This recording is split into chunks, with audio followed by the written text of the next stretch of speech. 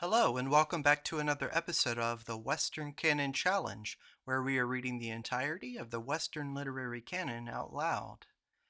Today we resume our series on reading Emerson. Specifically, we are in the journals, and we are already in Volume 3, I'm happy to say.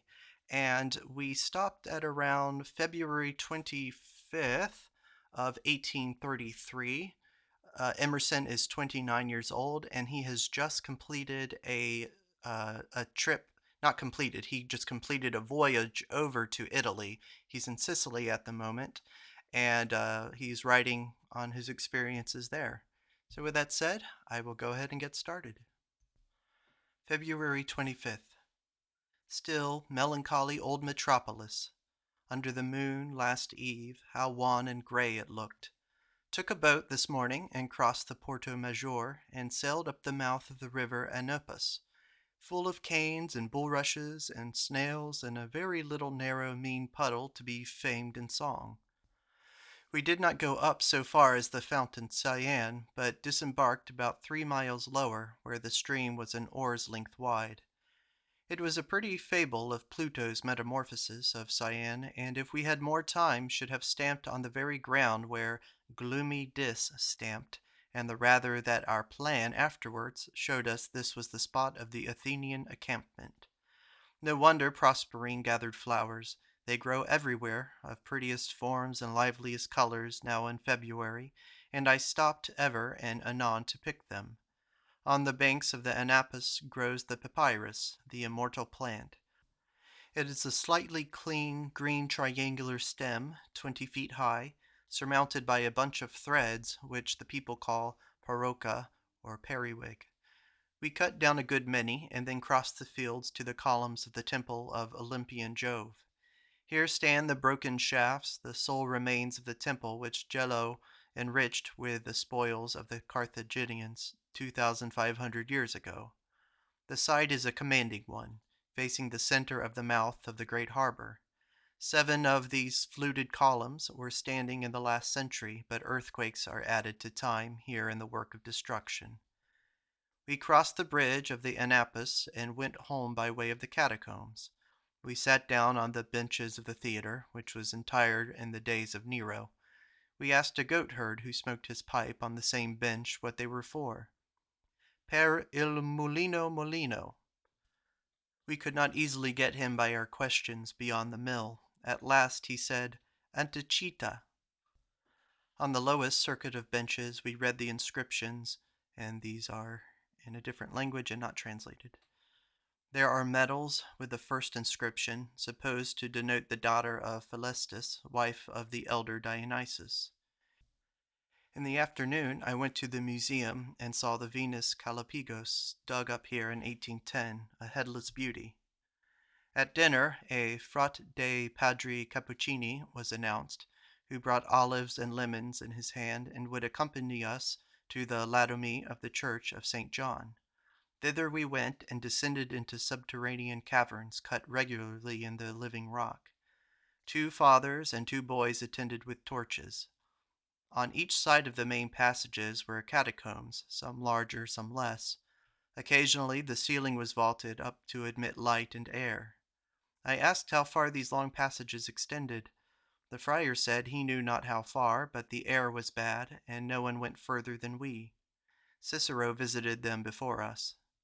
Then we went to the church, very old, small and poor, but by stone stairs descended into one far older, which they say is St. John's Church, and coeval with the planting of Christianity in Sicily.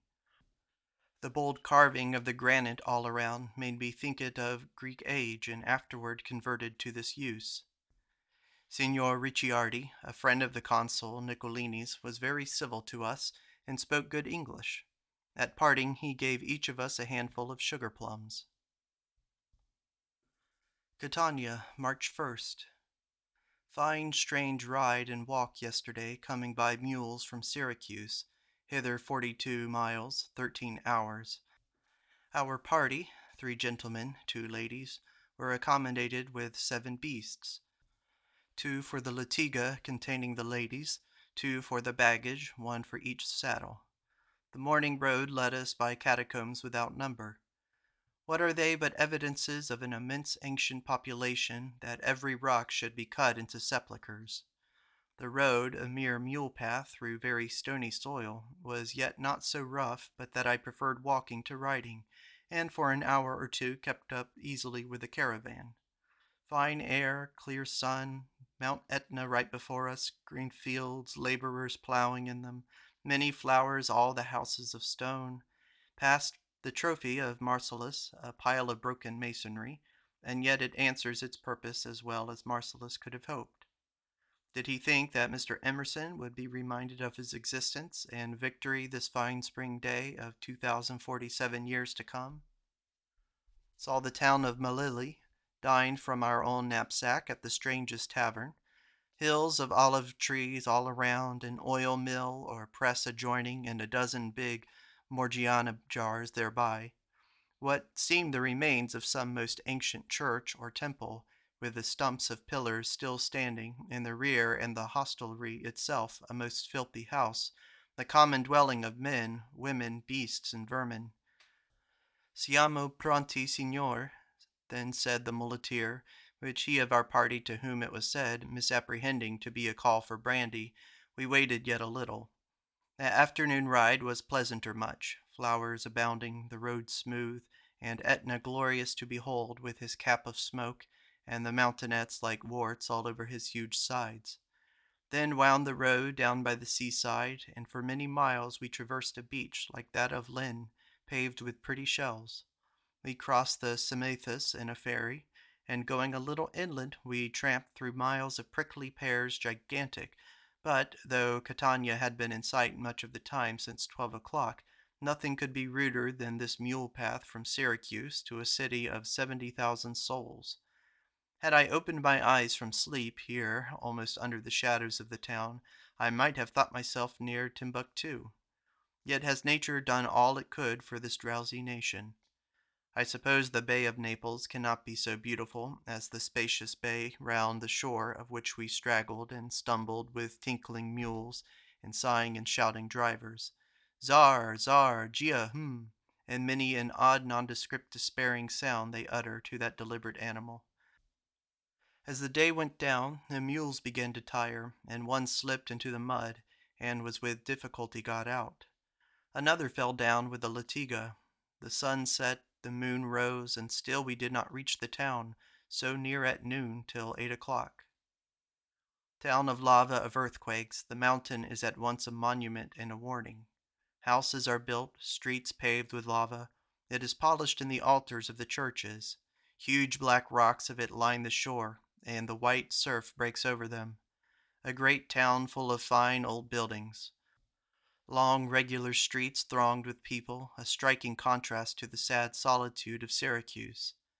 Cathedral Church of St. Agatha. What exhilaration does the mere height of these prodigious churches produce! We feel so little and so elated upon the floor. All the interior and exterior of this edifice is costly, and the cost of ages. The ancient Roman amphitheater was robbed for the columns and bas-reliefs of its porch and much of its walls. Its niches and altars shine with many-colored marbles, and round the whole ample square whereon the church stands runs a large marble fence.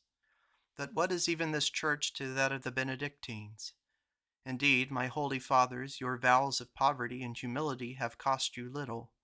Signor Ricciardi of Syracuse gave me a letter to Padre Anselmo Adorno, the celerajo of this monastery, and this morn I waited upon his reverence in his cell, and the kings of France and England, I think, do not live in a better house.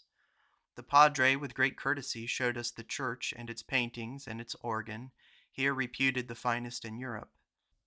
It imitates sackbut, harp, psaltery, and all kinds of music.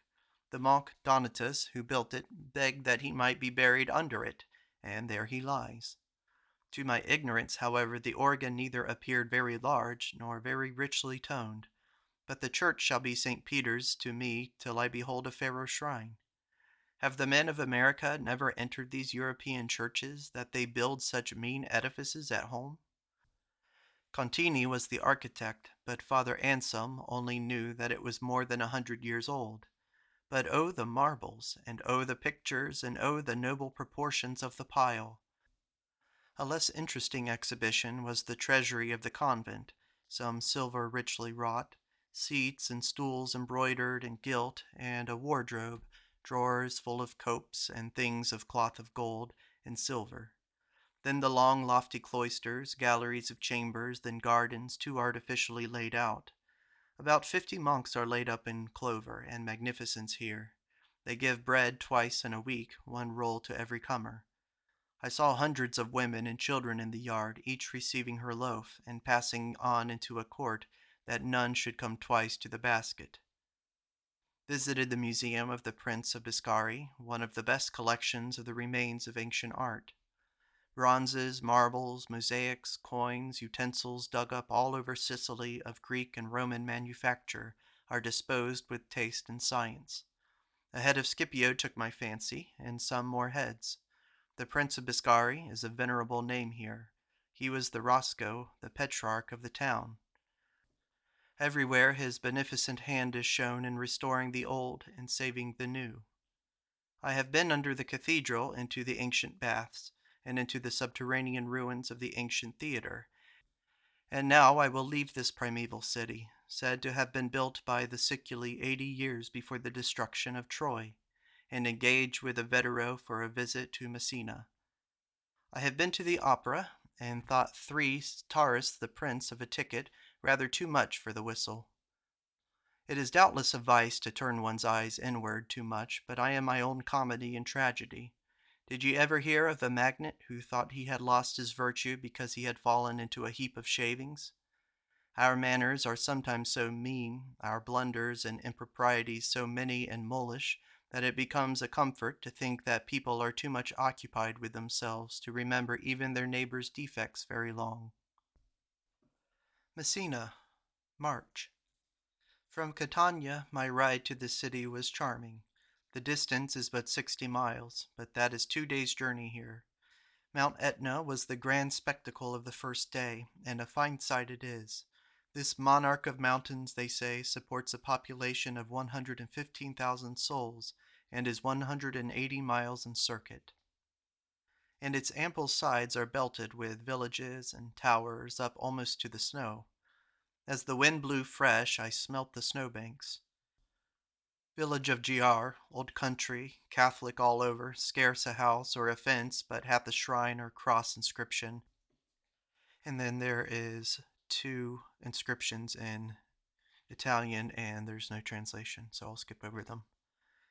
It is a poor philosophy that dislikes these sermons and stones, but what green fields and trees in bloom, and thick villages the turns of the road showed, and my Sicilian companions would break out, O che bella veduta.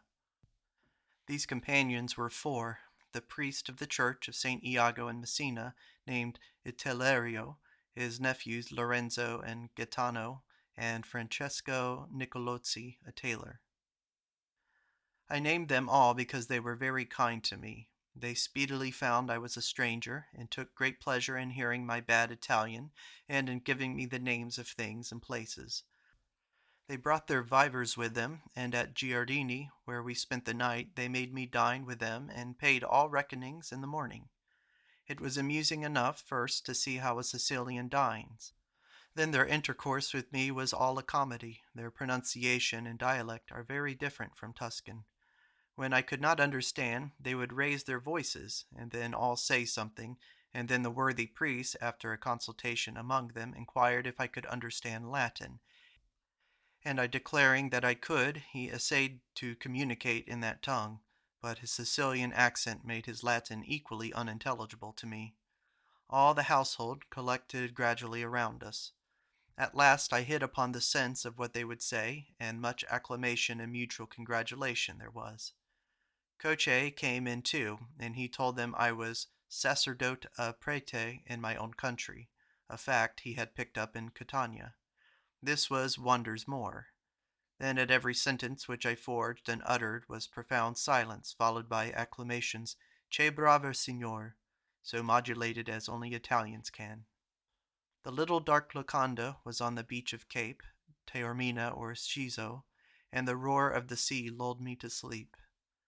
Next morning I awoke right early and found myself in the most picturesque of places. High overhead was Taormina, so high and steep that it seemed inaccessible, and if men could get there, not safe to live on the edge of a rock. Presently we set forth, and every step of the road showed new beauty and strangeness. The ruins of the amphitheatre at Taormina, in very good preservation, I saw, and much I doubt if the world contains a more picturesque country in the same extent than in the 30 miles betwixt Giardini and Messina. Palermo, March 7th. Yesterday noon I left Messina in the steamboat and passed betwixt Scailla and Charybdis, which have long lost their terrors, probably fabulous at first. Then saw I Stromboli and the Lipari Islands, and smoke ascending from the crater of the first, and as night drew darker, a faint light of fire. 3 very pleasant Englishmen recently from Naples, and about to travel in Greece, were on board. All the English I have yet seen, I have found courteous, contrary to report. Palermo is a fine sight from the sea, bold, mountainous coast like all the north and east of Sicily, 160,000 inhabitants. Arrived on shore at 9 o'clock, and passed the usual gauntlet of petty extortions. My lessons cost me much. Visited the consul. I have visited the cathedral, built in 1158, a rich and stately church with some fine bas-reliefs. Saw the tombs of 4 sovereigns. The first was Roger, the first king of Sicily, 1154, Emperor Henry VI, 1197, Constantia, 1198, Frederick II, 1250. At the Viceroy's palace I saw nothing but a small chapel which they vaunted much. I went to the Capuchin convent. That pleased me better. I like these Capuchins, who are the most esteemed of the Catholic clergy. Their profession is beggary, but they distribute large alms to the poor. You pass their houses through a regiment of beggars. The fathers were at dinner, so I took a turn in their sober garden. Then came a monk and led me down into their cemetery. A strange spectacle enough, long aisles, the walls of which on either side are filled with niches, and in every niche the standing skeleton of a dead Capuchin, the skull and the hands appearing the rest of the anatomy wrapped in cerements. Hundreds and hundreds of these grinning mortalities were ranged along the walls, but an abbot there a general of the convent. Every one had his label with his name when in the body hanging at his breast. One was near 300 years old. On some the beard remained, on some the hair. I asked the monk how many there were. He said, since 300 years, 500,000, and he himself would stand there with his brothers in his turn. My cicerone conducted me next to the Spedala dei Pazzi. I did not know where I was going, or should not have visited it. I could not help them, and have seen enough of their sad malady without coming to Sicily. Then to the pleasant gardens of the Prince de Butera, at Tavola Rotonda of the Ghiaccieri. Perhaps 8 persons dined. I believed no one but I spoke English, so I sat mute. The same gentlemen spoke alternately French, Spanish, and Italian. A traveler should speak all the 4, and his pocket should be a wellspring of Taurus and Bajocchi. Noble flora or public garden, parterres and fountains and statues, and the marina fine, far better than the good one of Messina. Mr. Gardner tells me there are 400 churches and convents in Palermo. I have visited several beautiful ones. Art was born in Europe, and will not cross the ocean, I fear. In the university, a good collection of casts and pictures, one Rubens, one Van Dyck, one Domenichio, and many things from Pompeii and Sicilian excavations. Mr. Gardner, the American consul, lives in a fine house. Mrs. Gardner has a rich collection of shells and fossils. She tells me all her society is English, none native. If you ask a Sicilian to your house, he will bring 20 more. They will always accept your invitations, but never ask you in return to visit them, but at their box at the opera. Their pride is in an equipage to ride on the marina. Even shoemakers and hairdressers will go hungry to keep a carriage.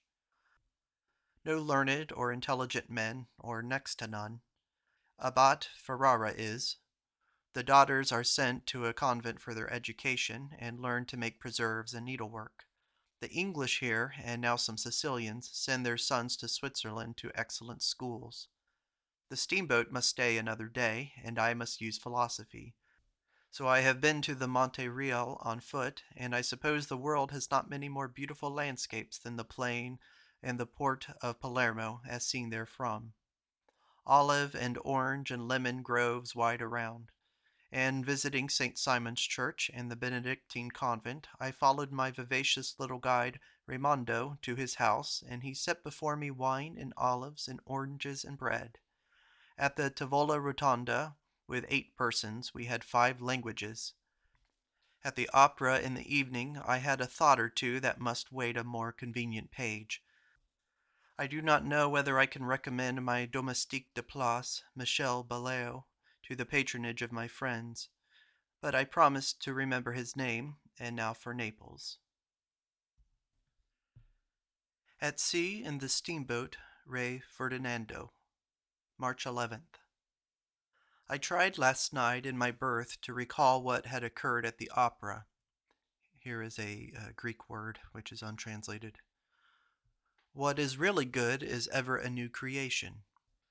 I could not help pitying the performers in their fillets and shields and togas, and saw their strained and unsuccessful exertions, and thought on their long toilet and personal mortification at making such a figure.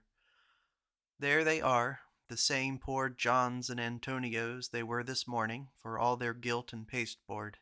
But the moment the prima donna utters one tone, or makes a gesture of natural passion, it puts life into the dead scene. I pity them no more. It is not a ghost of departed things, not an old Greece and Rome, but a Greece and Rome of this moment. It is living merit which takes ground with all other merit of whatever kind, with beauty, nobility, genius, and power. O trust to nature, whosoever thou art, even though a strutting tragedy prince. Trust your simple self, and you shall stand before genuine princes. The play was tedious, and so are the criticisms. 2 pleasant young Englishmen who had just ascended Etna on board the boat. One named Barclay, the other Hussey, fond of geology. Kind, domestic manners are more elegant than 2 civil ones. Quote, "This is the most capital place of all," was better than 20 sirs and scrupulosities. Journal, Naples, Vede Napoli e poi muori. Naples, March 12th. And what if it is Naples? It is only the same world of cake and ale, of men and truth and folly. I won't be opposed upon by a name. It is so easy, almost so inevitable, to be overawed by names, that on entering this bay it is hard to keep one's judgment upright, and be pleased only after your own way. Baiae and Messinum and Vesuvius, Procida and Posillipo and Villarreal sound so big that we are ready to surrender at discretion, and not stickle for our private opinions against what seems the human race. Who cares? Here's for the plain old atom, the simple, genuine self against the whole world. Need is that you assert yourself, or you will find yourself overborne by the most paltry things. A young man is dazzled by the stately arrangements of the hotel, and jostled out of his course of thought and study of men by such trumpery considerations. The immense regard paid to clean shoes and a smooth hat impedes him, and the staring of a few dozen of idlers in the street hinders him from looking about him with his own eyes. And the attention which he came so far to give to foreign wonders is concentrated instead on these contemptible particulars. Therefore it behooves the traveler to insist first of all upon his simple human rights of seeing and judging here in Italy, as he would in his own farm or sitting room at home. Naples, March 13th. Howbeit Naples is a fine city, though it rains very fast today. A beautiful city beyond dispute, but merely from its wonderful situation and its Chioggia, and not from the magnificence of streets or public buildings. I have not yet found St. Martin's, but have straggled into several churches nowise remarkable. When I was at home and felt vaunty, I pestered the good folks with insisting on discarding every motive but the highest. I said you need never act for example's sake, never give pledges, etc., but I think now that we need all the advantages we can get, that our virtue wants all the crutches, that we must avail ourselves of our strength and weakness, and want of appetite and press of affairs, and of calculation, and of fear, as well as the just and sublime considerations of the love of God and of self-respect. Not that any others will bear comparison with these, but because the temptations are so manifold and so subtle and assail archangels as well as coarser clay, that it will not do to spare any strength. The remembrance of the affectionate, anxious expectation with which others are intent upon your contest with temptation is a wonderful provocative of nature. So is it when a vast city of corrupt men you ask, who are the elegant and great men, to reflect that in all and by all you may be making yourself the elegant, the great, the good man day by day. What follows is a poem titled At Naples. We are what we are made. Each following day is the creator of our human mold, not less than was first. The all-wise God gilds a few points in every several life, and as each flower upon the fresh hillside, and every colored petal of each flower, is sketched and dyed each with a new design, its spot of purple and its streak of brown, so each man's life shall have its proper light, and a few joys, a few peculiar charms, for him round in the melancholy hours, and reconcile him to the common days.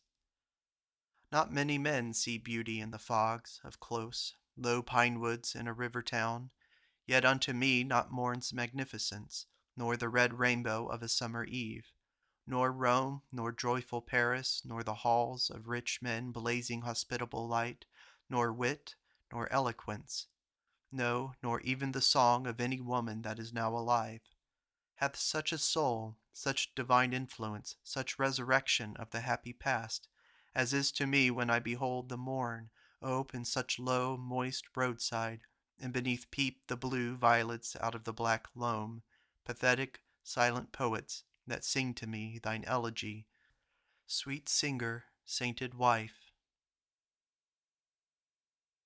March 14th. I climbed up this morning to St. Martin's sumptuous church, and saw the fine, bold paintings of Spagnoletto, excepting the dead Christ, for that chapel was shut, and the keeper gone to the city. But what pomp of marble and sculpture and painting! A Nativity by Guido. I stayed long alone. There is a famed view of the city from the adjoining monastery, and what a noise came up from its 400,000. March 15th. A nation of little men, I fear. No original art remains. I have been to the Accademia and seen the works of Raphael, Titian, Guido, Correggio. A good many artists were making indifferent copies of the best. I hear nothing of living painters, but perhaps there are. A rich collection of marble and bronze and frescoes, etc., from Herculaneum, Pompeii, and the baths of Carcalla. Many fine statues, Cicero, Aristides, Seneca, and Dianas, Apollos, etc., without end. Nothing is more striking than the contrast of the purity, the severity expressed in these fine old heads, with the frivolity and sensuality of the mob that exhibits and the mob that gazes at them.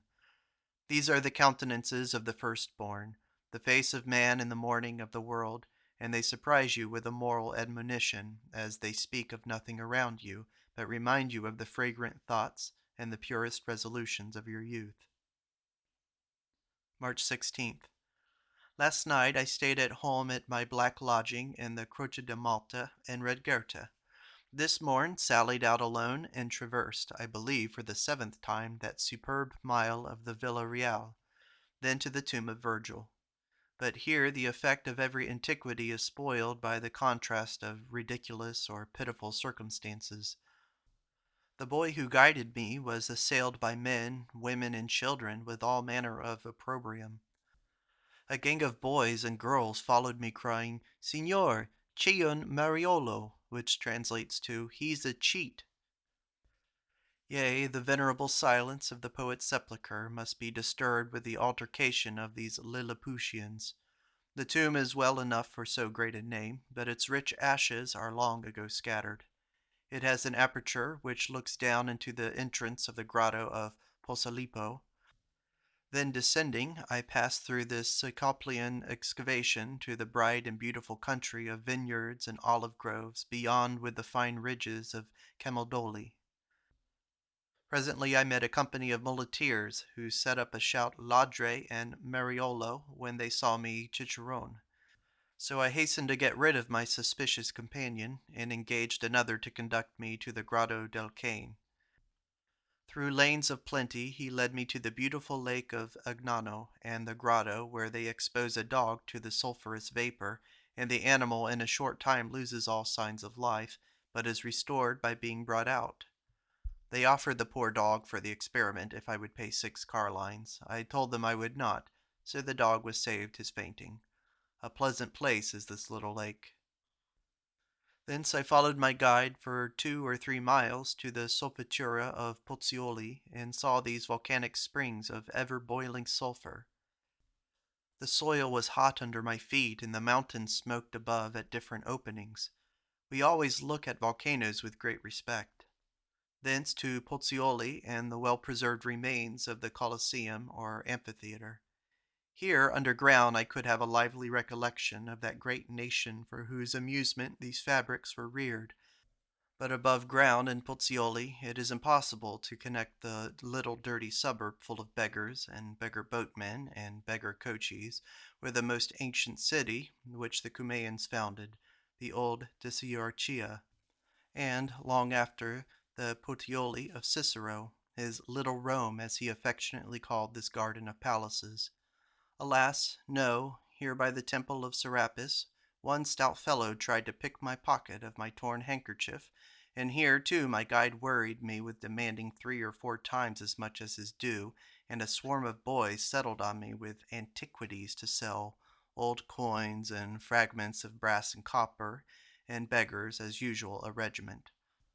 Ah, sirs of Naples, you pay a high price for your delicious country and famed neighborhood in this swarming, faithless robber population that surrounds and fills your city today. I was very glad to see no more antiquities, but to get home as fast as I could. I dined with Mr. Rogers, and found some pleasant gentlemen at his hospitable house. One must be thoroughly reinforced with the spirit of antiquity to preserve his enthusiasm through all the annoyances that await the visitor of these ruins. Long ago, when I dreamed at home of these things, I thought I should come suddenly in the midst of an open country, upon broken columns and fallen friezes, and their solitude would be solemn and eloquent.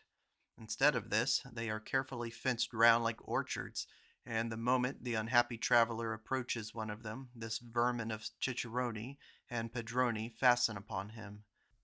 A class of people whose looks and manners are more like those of Magufog and the Duke of Alsatia than the vain and flippant character I had imagined as the exhibitor con amore. What with these truculent fellows, and the boys, and the beggars, and the coachmen, all sentiment is killed in the bud, and most men clap both hands on their pockets and run. March 17th. This morning, under the kind guidance of Mr. Durante, I have visited 6 or 7 churches, the finest in the city. They are truly splendid and compare with the best I have seen. The cathedral is a suite of churches, and there the blood of St. Januarius is annually liquefied. Its wealth must be immense. They showed me 30 busts of saints large as life, composed of solid silver, and lamps and angels and candelabra, many more. Huge gates of brass, richly carved, admitted us to this chapel. It was thronged with worshippers, so was the nave of the cathedral. Then the private chapel of the family of Severini, in the Strada St. Severino, contains the famous veiled statues which are wonders in their way. Then Santa Clara, Santo Geronimo, Sant Laurentio, Jesu Nuovo, St. Gaetano, all which I trust I shall find again, for they were superb structures, and of their ornaments was there no end. Such churches can only be finished in ages. They were well attended this Sabbath morn. Who can imagine the effect of a true and worthy form of worship in these godly piles? It would ravish us. I do not mean the common Protestant service, but what it should be if all were actual worshippers. It would have something of this Catholic ceremony too, and yet not show a priest trotting hither and thither, and buzzing now on this side, then and on that. These mighty dwelling houses rise to 5 and 6 tall stories, and every floor is occupied by a different family. Opposite my window at the Crocella, on the 4th story, a family lived with poultry cackling around them all day, 40 feet from the ground. And today I observe a turkey in the chamber across the street, stepping about the 2nd story. A goat comes upstairs every day to be milked. But the woes of this great city are many and conspicuous. Goethe says he shall never again be wholly unhappy, for he has seen Naples. If he had said happy, there would have been equal reason. You cannot go 5 yards in any direction without seeing saddest objects and hearing the most piteous wailings. Instead of the gayest of cities, you seem to walk in the ward of a hospital. Even Charity herself is glad to take a walk in the Villa Real and extricate herself from beggars for half an hour. Whilst you eat your dinner at a trattoria, a beggar stands at the window watching every mouthful. March 19th. It rains almost every day in showers, to the great discomfiture of all the inhabitants of the town where people live out of doors. The streets are full of tables and stands of all sorts of small tradesmen. When the shower comes, the merchant takes out his pocket handkerchiefs and covers up his table full of goods. Then rises the cry of "La carrozza, la carrozza" from the thousands of hackney coachmen that infest every street and square. It takes one grand tour to learn how to travel. March 20th. And today, to the Lake Avernus, to the Lucrine Lake, to Baiae, the Arcophalis or Gate of Cuma, and at Baiae to the Temple of Venus, the Temple of Mercury, and many, many nameless ruins. A day of ruins. The soil of Baiae is crumbled marble and brick. Dig anywhere, and they come to chambers and arches and ruins. What a subterranean taste these Roman builders had! On each side I saw structures peeping out of the ground that must have been originally built into the side of the hill. Here and there could be traced for some distance in the hillside the remains of a floor composed of small pieces of white marble. I broke some out. It is a most impressive spot. Before you is this ever beautiful bay, and Capri, always more like a picture than a real island, and Vesuvius with his smoke, and about you are the great remains of this pleasure ground of the Roman senators, their prime magnificent Nahant, not only broken by time, but by earthquakes, and covered even with new soil by the volcanic action which has raised Monte Nuovo, a large hill within 1/4 of a mile from this spot. Then, to what base use is turned? The Temple of Venus, which is almost all standing, and even some delicate bas reliefs remain upon the ceiling, is now a cooper's shop, and asses bray in it. They turn the chambers of the Roman ladies into little stables for the goats, and all Baiae and Pozzuoli swarm with a gang of ciceroni and beggars. I saw the lake of Avernus, a beautiful little sheet of water, but what gave it its evil classic name, it is not easy to see. Nor do the Anterontian marsh at all suggest the images of the sheeted dead and the judges of hell. As to the Lucrine Lake, it is not above 3 times the size of Frog Pond, nor quite 3 times as pretty. March 21st. Well, I have been to Herculaneum and Pompeii. Herculaneum is nothing but a specimen of the mode of destruction, a monument of the terrors of the volcano. March 23rd. Judge of your natural character by what you do in your dreams. If you yield to temptation there, I am afraid you will awake. If you are a coward, then I jealous of your courage by day. Sunday. Attended service in the English chapel. Reverend Mr. B. read the prayers very well, and the liturgy sounded well and kindly in my ear, but nothing could be more insipid, inane than the sermon. It was a counterpart of the noodles oration or the song by a person of quality. I thought how always we are beginning to live, and how perfectly practicable at all times is the sublime part of life, the high hours for which all the rest are given. March 25th. I left Naples in Engrosani's coach with my townsmen, Mrs. Grant and Warren, and two English people. We dined at Molo de Gaeta, and I think I have seen nothing since I stood on the Monte Reale at Palermo, which was richer than the view from this pleasant locanda. Strange costumes upon the road at Fondi, but we rode all night and passed in safety the Pontine marshes, molested neither by malaria nor by robbers. As we drew nigh to the imperial city, the stately ruins of the aqueducts began to appear, then the tomb of Cecilia Metella, and we entered the city by the gate of St. John. Rome, March 27th. It is even so, my poor feet are sore with walking all this day amongst the ruins of Rome. As followed by a poem. Alone in Rome. Why, Rome is lonely too. Besides, you need not be alone. The soul shall have society of its own rank. Be great, be true, and all the Scipios, the Catos, the wise patriots of Rome shall flock to you and tarry by your side, and comfort you with their high company. Virtue alone is sweet society. It keeps the key to all heroic hearts, and opens you a welcome in them all. You must be like them if you desire them. Scorn trifles and embrace a better aim than wine or sleep or praise.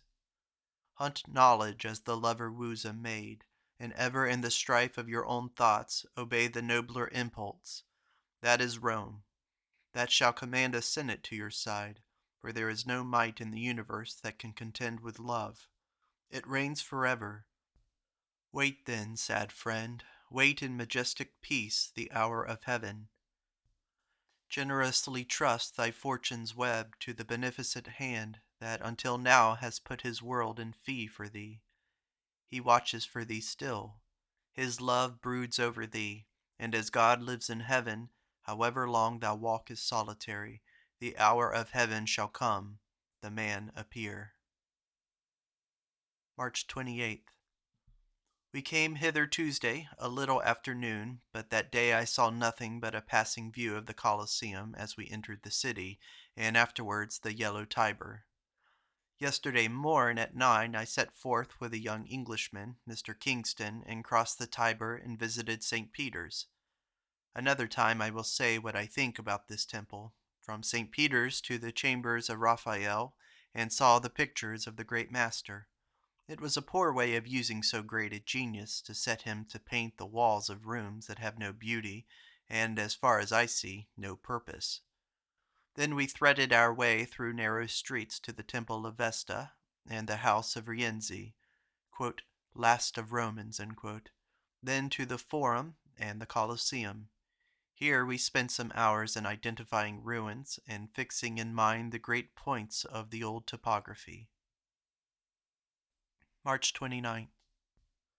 I went to the Capitoline Hill, then to its museum, and saw the Dying Gladiator, the Antaeus, the Venus, to the gallery, then to the Tarpeian Rock, then to the vast and splendid museum of the Vatican, a wilderness of marble. After traversing many a shining chamber and gallery, I came to the Apollo, and soon after to the Laocoon. 'Tis false to say that the casts give no idea of the originals. I found I knew these fine statues already by heart, and had admired the casts long since much more than I ever can the originals. Here too was the torso Hercules, as familiar to the eyes as some old revolutionary cripple. On we went from chamber to chamber, through galleries of statues and vases and sarcophagi and bas-reliefs and busts and candelabra, through all forms of beauty and richest materials, till the eye was dazzled and glutted with this triumph of the arts. Go and see it, whoever you are. It is the wealth of the civilized world, It is a contribution from all ages and nations of what is most rich and rare. He who has not seen it does not know what beautiful stones there are in the planet, and much less what exquisite art has accomplished on their hard sides for Greek and Roman luxury. In one apartment there were 3 statues of Canova, the Perseus, and 2 fighting gladiators. Then lions and horses and fawns and cupids and cars. Then the sitting philosophers, and such Scipios and Caesars. It is vain to refuse to admire. You must in spite of yourself. It is magnificent. Even all this unrivaled show could not satisfy us. We knew there was more. Much will have more. We knew that the first picture in the world was in the same house, and we left all this pomp to go and see the Transfiguration by Raphael. A calm, benignant beauty shines over all this picture and goes directly to the heart. It seems almost to call you by name. How the father of the poor mad boy looks to the apostles and the sister, and the sweet and sublime face of Jesus above is beyond praise, and ranks the artist with the noble poets and heroes of his species, the firstborn of the earth. I had thought in my young days that this picture and 1 or 2 more were to surprise me with a blaze of beauty, that I was to be delighted by I know not what bright combination of colors and forms, but this familiar, simple, home-speaking countenance I did not expect. March 30th. I have seen St. John's Laterans, and the Pantheon, and the Baptistry of Constantine, and the sad remnants of the palaces of the Caesars, and many, many ruins more. Glad I was amidst all these old stumps of the old ages to see Louis Stackpole, as fresh and beautiful as a young palm tree in the desert. Rome is very pleasant to me, as Naples was not, if only from one circumstance, that here I have pleasant companions to eat my bread with, and there I had none. This morning I went with young Warren and Grant to Thorwaldsen's studio, and saw his fine statue of Byron. 'Tis good as a history. I saw 3 or 4 rooms of stone things, but nothing else to look at. Then to the Barberini Palace, and saw the Beatrice Cenci of Guido, and the Fornarina of Raphael. Thence to the Borgias Palace, and saw Raphael's portrait of Caesar Borgia, and many fine things, but nothing that pleased me more than a Madonna by Andrea del Sorto. Whoso loves a beautiful face, look at this.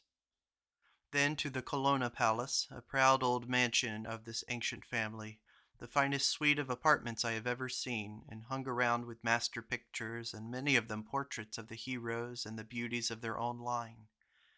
2 fine portraits of Luther and Calvin by Titian, and the Martyrdom of Saint Sebastian by Guido.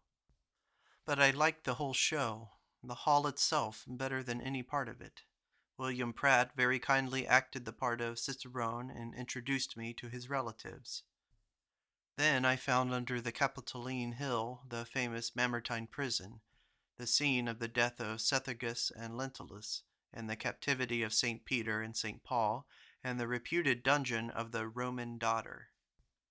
This p.m. I went to the palace of Cardinal Weald, where Bishop England delivered a discourse in explanation of the ceremonies of the Catholic Church tomorrow, Palm Sunday, to the English and American residents. I was led in the evening, so easy it is to be led, to a violin concert. I was glad, however, to learn the power of a fiddle.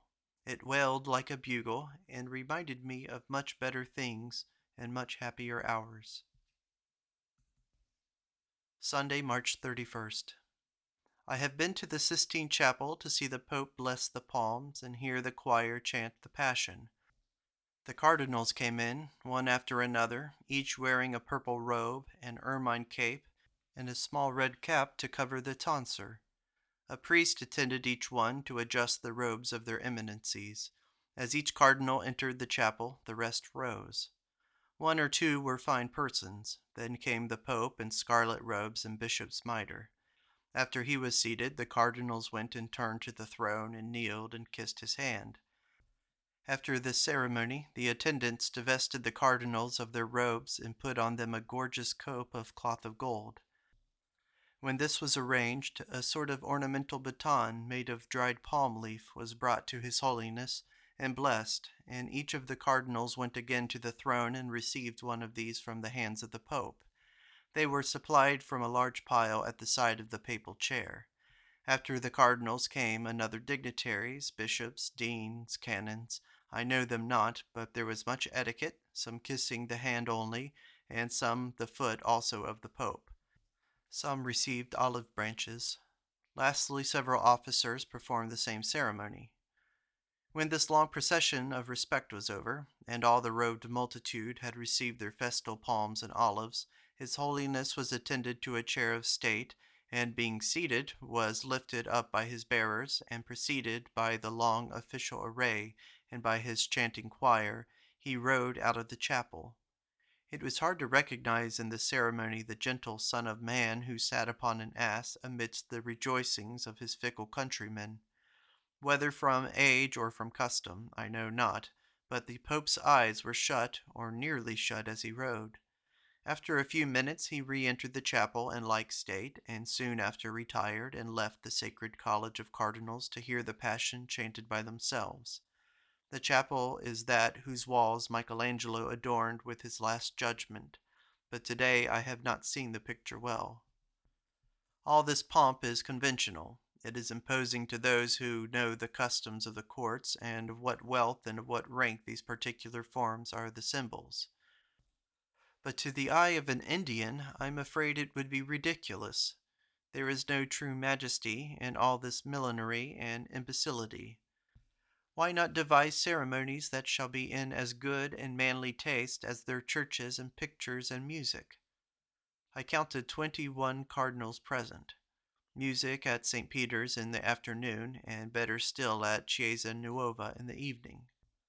Those mutilated wretches sing so well it is painful to hear them. Monday. Today at the grotto of Egeria, whence came the laws of Rome.